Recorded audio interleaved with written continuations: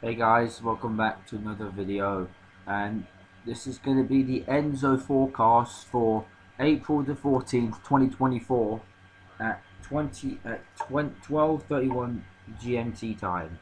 So, as you can see right now, if you have a look at ocean analysis, you can really see that La Nina is it's developing right now. See that rapid decline that just been in April. Well, if you have a look at this is the Nino 3.4 region. We're still in a no Nino right now, but it's weakening, and we're going to enter into a La Nina now. If you have a look at my if you had a look at my old video from 2 months ago, from February, you can see that the La Nina doesn't come on until late April, mid-May to like late December to like late May time ish. But now it is coming back, and it's coming back pretty strong.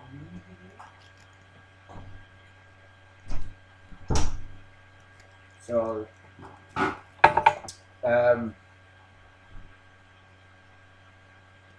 when it gets like below the 0.5 degree threshold, that means we're going to be in a La Nina. So I'm going to show you some model runs, but I'm going to show you the water before. So this is April 14th. The Atlantic still warm from the coast of Africa. There's a little bit of cooling down off the coast of Africa, but other than that, it's fine. You can see the La Nina coming on right now.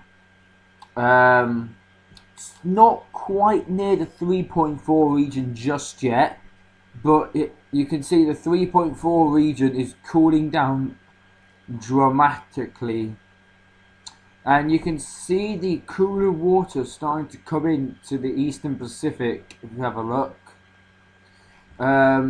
Caribbean 3 degrees above the long-term average, Atlantic 5 degrees above the long-term average, Gulf of Mexico about 4 degrees above average.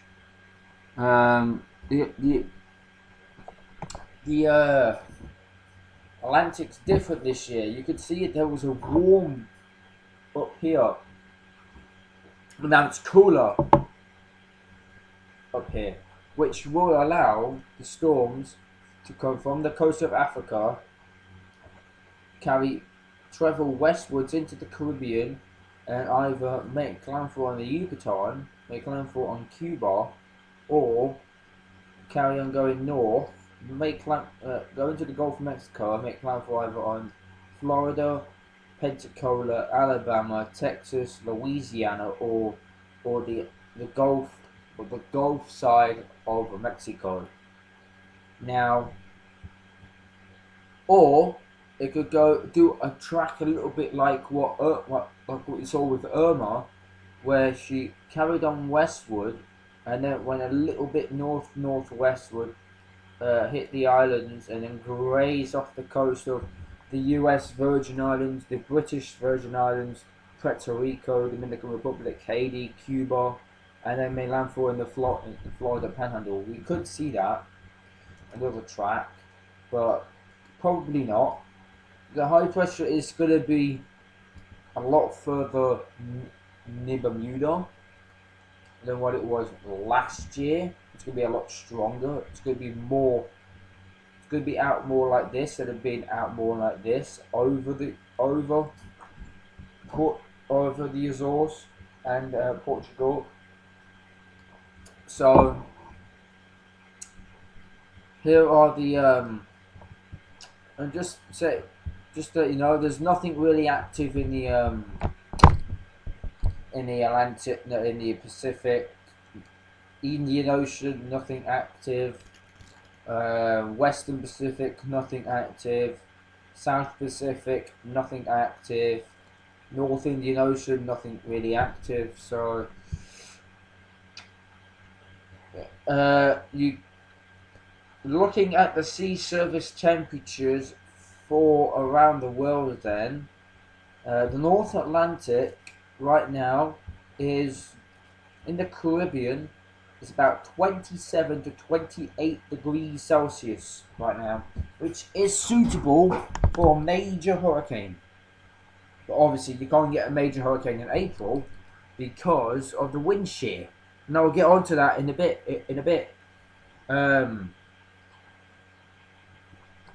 As you can see, the Gulf of Mexico is just starting to warm up. The Northern Atlantic is starting to warm up, but other than that, we're 5 degrees above the long-term average. Now, if we were in a La Nina last year, we probably would have got past the whole of the naming list. Because don't forget, towards the latter part of last year, when we had Tropical Depression 21 and 22, don't forget, those two didn't form because of high wind shear just ripping the two systems apart. And 21, 22 both formed in the Caribbean. But now, we're going to have that lower wind shear in the Caribbean, have that lower wind shear in the Gulf of Mexico, and now we can see, we can see like 10 storms making landfall, hypothetically speaking. But you could see a few major hurricane landfalls on the Gulf Coast this year. In my predictions, I'm predicting a 85% chance of a Category 3 making landfall on Texas. 84% chance of a Cat 4 or 5 hurricane making landfall on Florida. Pensacola, same thing, 84%. Alabama, about 57% of a Category 4 making landfall. Louisiana, about 75% of Category 3 and higher making landfall. So, the Gulf Coast could be pretty active this year, especially in late July, early August to mid-September is when you could see the activity just blow up in the Atlantic, like what they did in 2020, for example. So, I'll show you the forecast model runs. Basically, I'll go on to climate, show you the concepts, but also I need to go on to regions and show you the I'm going to show you around the world. East Pac, Atlantic, Europe, and stuff like that. But Eastern Pacific first is the main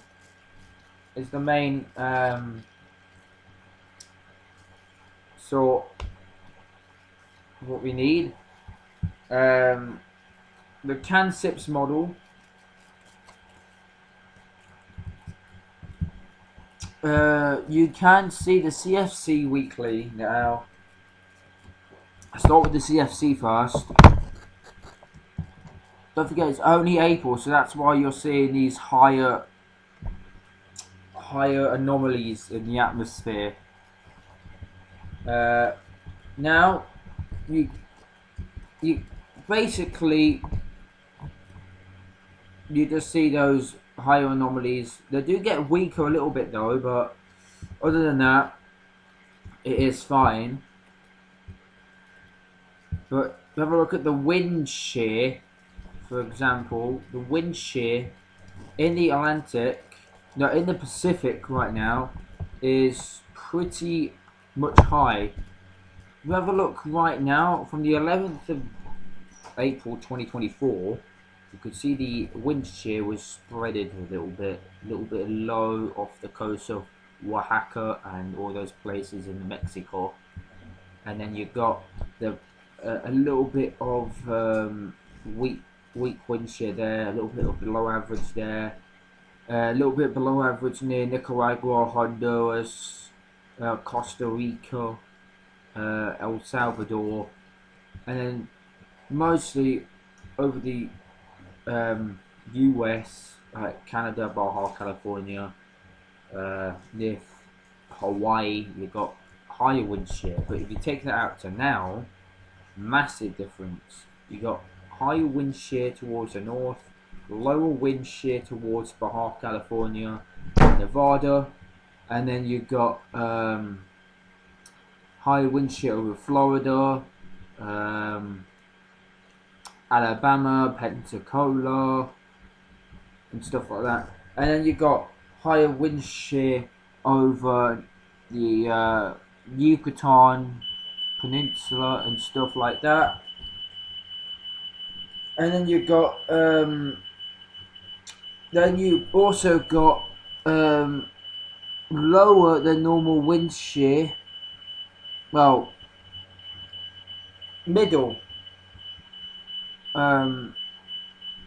Like average wind shear. In the beginnings of thinking. Sorry about the alarm, guys. Anyway, show you the pre-sip moisture for 7 days. Now, you can see it's dry at the moment from April. Don't forget, this is in the last 48 hours. Don't forget, it's the last 2 days. So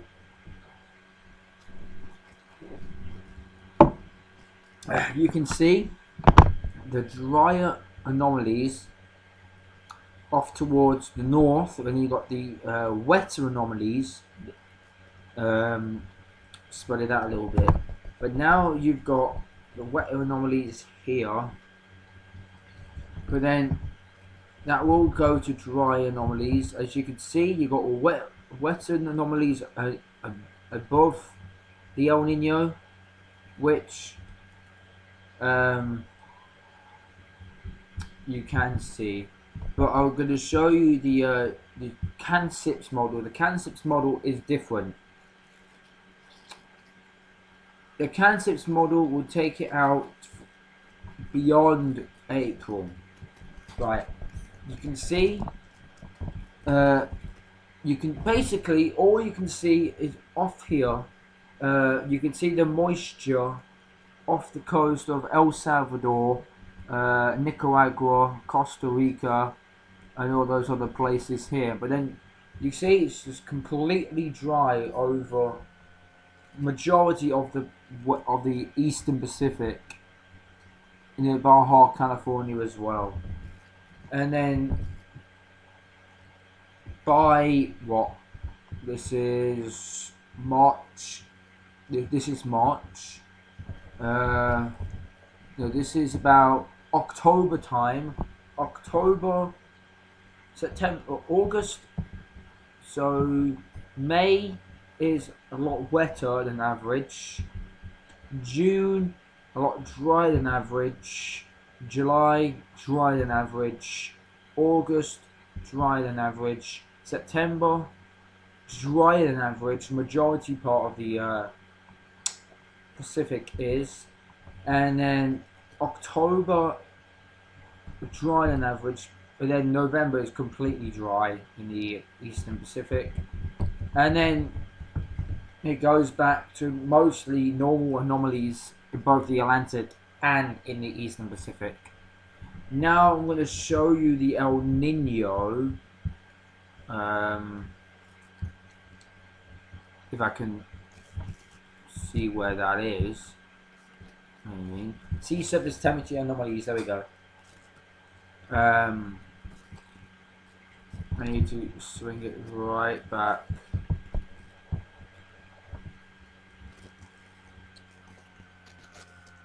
Right, there we go. You can see the warmer. You can see the warmer waters here. About, I'd say, at about 26, 28, 29 degrees Celsius right now. Take that out to May, warm. June, about average, I guess. July, average. August is way below average. So August is where we could see the majority of the storms over this part of the over this part of the Eastern Pacific. You can still see some parts of. You can still see like a major hurricane or two over these cooler waters, but that's kind of below average right now, as my thinking.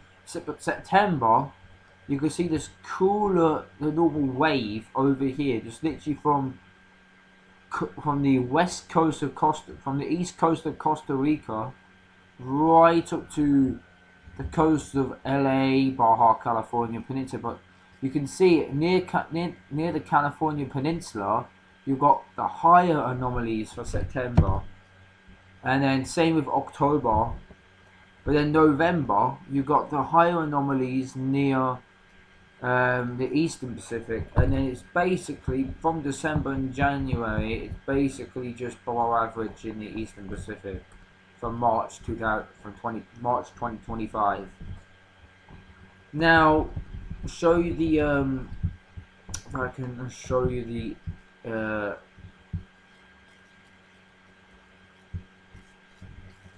the El Nino, well, developing La Nina, should I say. I know exactly how to get it on.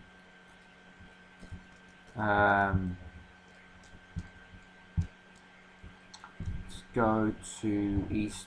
Let's go to south. Let's go to the world.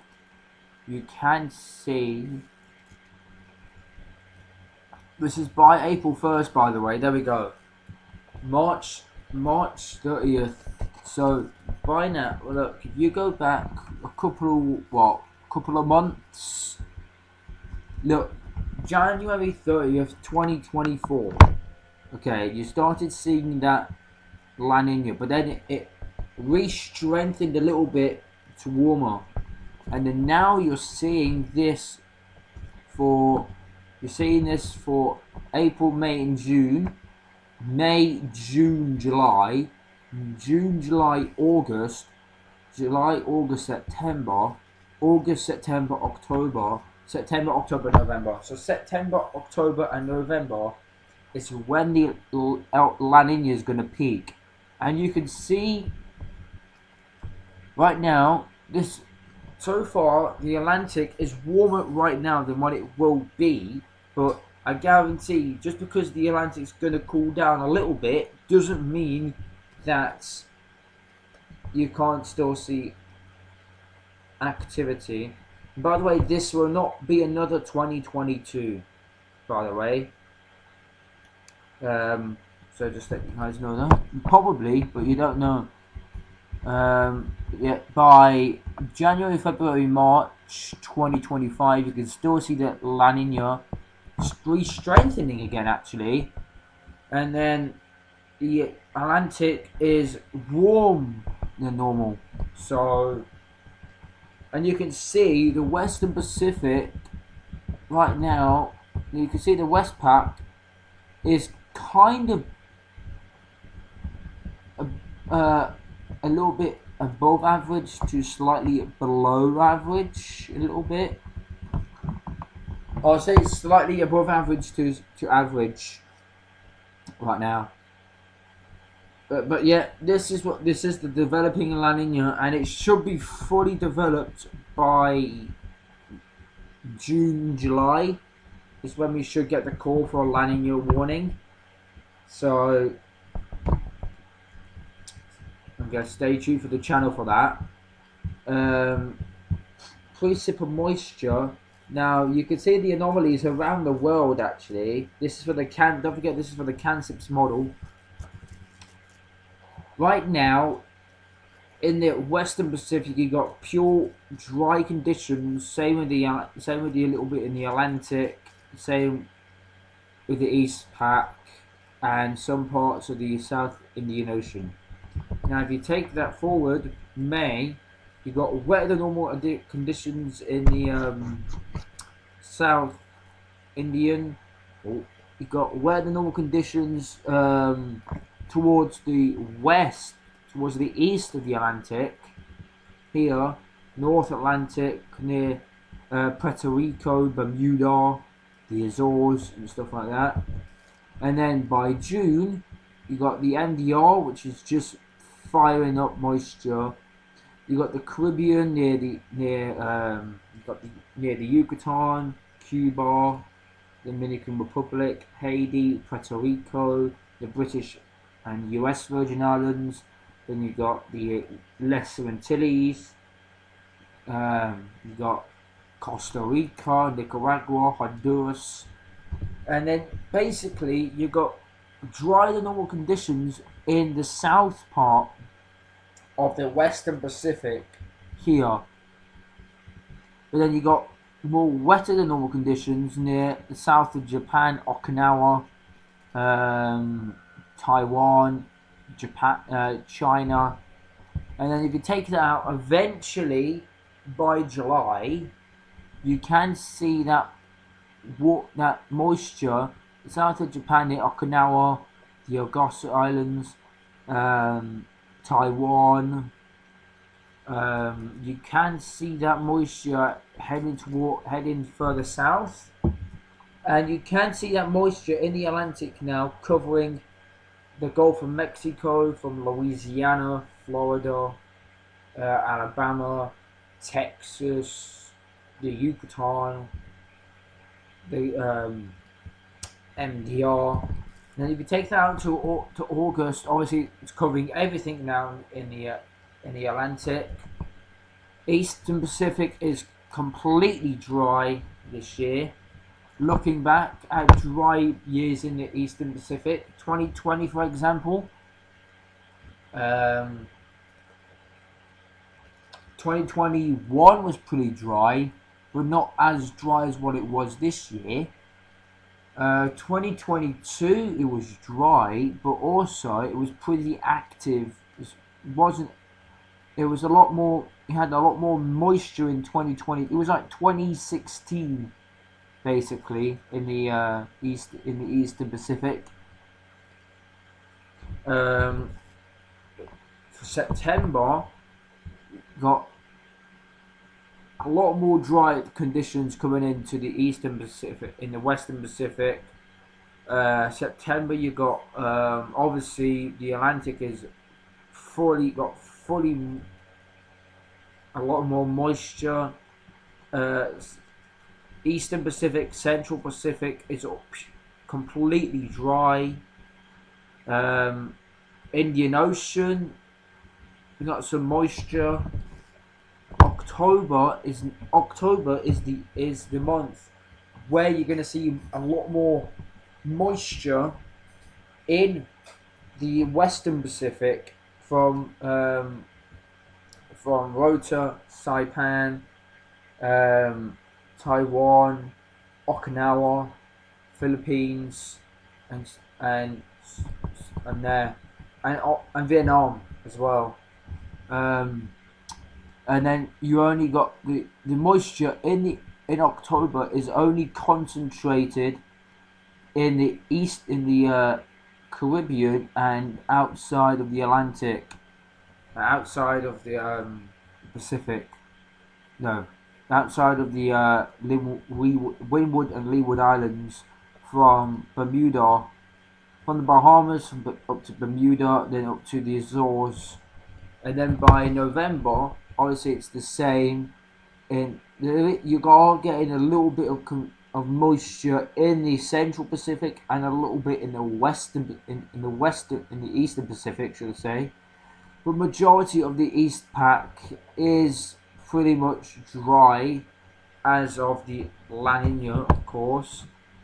And then by December, it's a complete change to the Central Pacific. You can see the Central Pacific has a lot more wetter conditions, and you can see some parts of the Eastern Pacific, not the western, not the east, not the western part of the Eastern Pacific, but the eastern part of the Eastern Pacific. Right, from the international date line, which is here, you've got this bit here, which is got a lot of wetter normal conditions near Hawaii in December 2024. Same with Philippines and South Indian Ocean, South Pacific. But then by January, it's obviously this is where the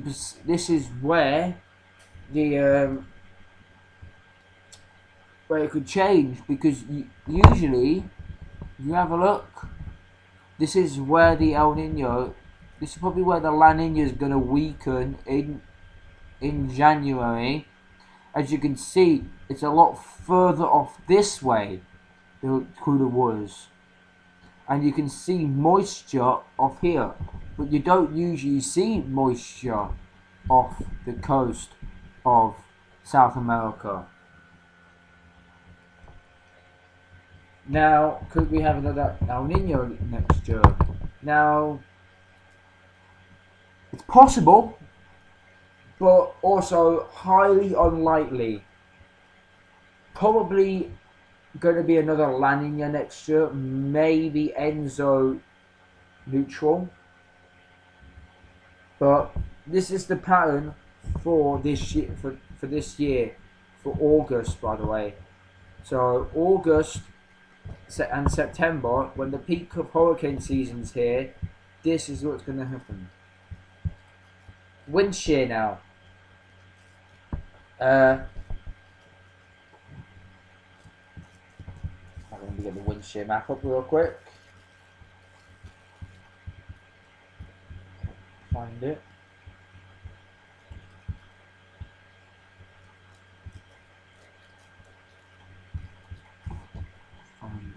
Okay, here we go. I think I found the wind shear in that. Okay. We're gonna have a look at the model runs anyway. Before we go, there's nothing really going to happen in the Atlantic, so there's no point looking in the Atlantic. Nothing really going to happen in the East Pac, Central Pacific. We could have a look at the Western Pacific, Southwest Pacific, India, and the Indian Ocean. So I'll have a look at the West Pac first, see if there's anything in the West Pac brewing up that could try and get out of that drier arc. Dry conditions in the Eastern Pacific, in the West Pac, should I say. You're getting them mixed up. But you do have a little system, but it's not really going to do anything. I mean, it could get designated, but I doubt it's going to be forming. It's just going to go straight into the north. Now, you do have little disturbances down here, which do try and form, but you get absolutely obliterated by dry air. You can see you do have a little storm that does try and spin up. Like here, for example, you have a little storm that tries to spin up here. Look at this one. Follow this one. Down here, tries to spin up a little bit, but then obviously it gets torn apart. It's probably by wind shear, and nothing really forms, even though you're just getting consistent train on train on train on train on train on train of low pressure. In the Western Pacific, nothing really going to happen in the Western Pacific. By the way, this is the Nino 3.4 region, as I already showed you. Show you a wind shear map of the Atlantic for 2024. Almost said 2025. Um,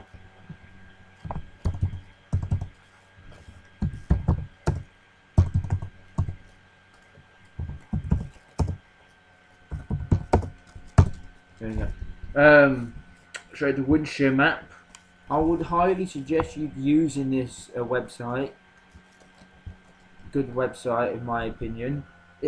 But still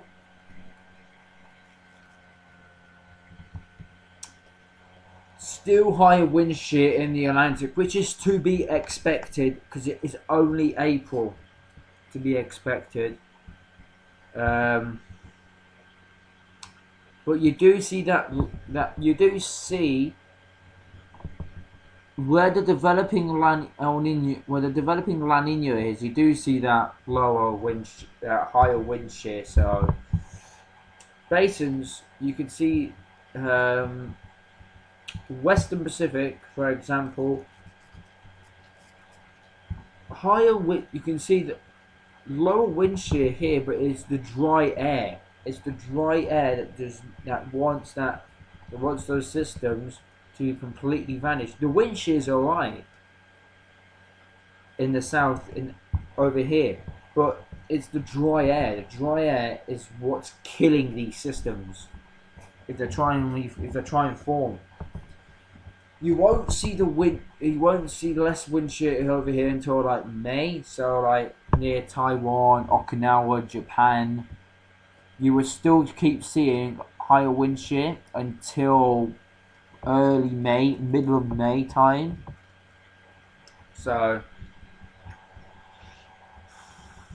same with the Eastern Pacific. I don't need to really show you the Eastern Pacific, but I'll show you the Eastern Pacific anyway. Indian Ocean,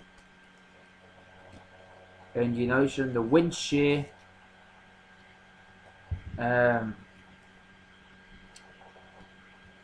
Wind shear is pretty high towards the north, which is to be expected. But then up here, you can see. I mean, usually late last week, you could see that there was yellow over the Mauritius and Reunion. Now it's getting later Now it's getting later in the cyclone season. You only see this bit that's firing up now. But don't forget, in May you have the North Indian Ocean, which will fire up, and whatever is active there, I'll let you guys know. But yeah, Indian Ocean is still got a lot of wind shear. Southeast Pacific, yeah, completely full of. I mean, over here, north of the Southeast Pacific is fine, but as you get further down, you're gonna near Vanuatu and all of that, you get completely 25, 30 to 40 degree, 40 knots of wind shear, which is enough to rip a Category 5 apart. Eastern Australia, yeah, you can still see over here. You can still have a system that can form over here, and travel westward and end up in the Gulf of Carpentaria, which if it does make landfall on the south of the Gulf of Carpentaria, it does get 20. You can get into 20 knots of wind shear. But if it does make landfall further south here, you will be in 25 knots of wind shear. But as soon as it gets over land anyway, it's going to get absolutely obliterated by wind shear if any storm does form there. Same with Western Australia. Western Australia is different. Over here, you can get a quick brief up, a quick major hurricane, but nothing will make landfall, because as soon as it touches at 25 knot and higher, it's going to completely rip the storm apart. So anyway, guys, that's all I have time for today. Don't forget to like, comment, subscribe, share. I'll have another video out like this maybe Tuesday or closer to the time of hurricane, when the hurricane season starts. But if you want more of these long thought hurricane season outlook and predictions for 2024, let me know. But I am predicting for the Atlantic 25 named storms, 10 hurricanes, and 5 to 7 major hurricanes this year in the Atlantic. Eastern Pacific, about 12, 5, and 3. That's what I'm predicting. 12, 5, and 3. The Western Pacific